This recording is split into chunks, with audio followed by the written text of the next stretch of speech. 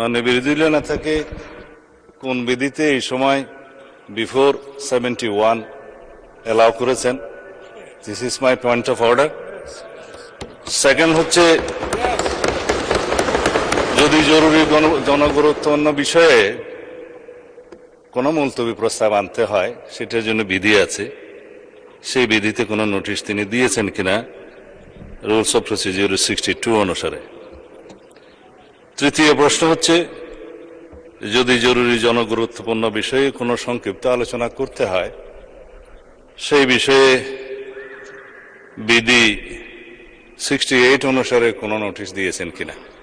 এটা হচ্ছে আপনার প্রতি আমার প্রশ্ন। নির্বাচনের ফল ঘোষিত হওয়ার 30 কার্য দিবসের পঞ্জিকা দিবসের মধ্যে যে পদ্ধতিতে জাতীয় সংসদের প্রথম অধিবেশন আহ্বান করা হইবে, অনুরূপ পদ্ধতিতে পরিষদের প্রথম অধিবেশন আহ্বান করা হইবে। ধন্যবাদ মাননীয় বিরোধী দলীয় নেতা, আপনার কথা আমরা বুঝতে পেরেছি। জি, এখন আমি ট্রেজারি বেঞ্চ থেকে এই সম্পর্কে বক্তব্য আশা করছি।